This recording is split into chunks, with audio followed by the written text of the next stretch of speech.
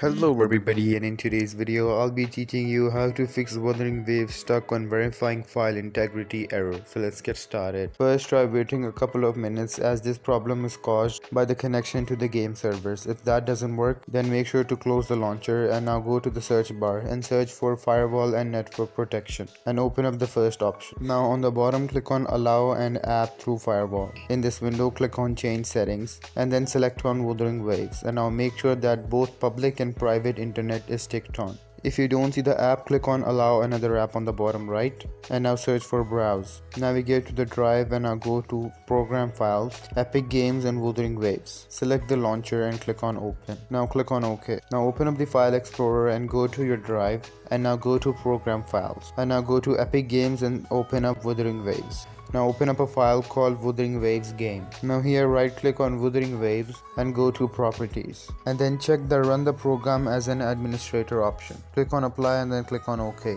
Now open up the app and the error should be resolved. And there you go. If you guys found this video helpful, make sure to leave a like and subscribe to our channel. I'll see you all in the next one. Goodbye.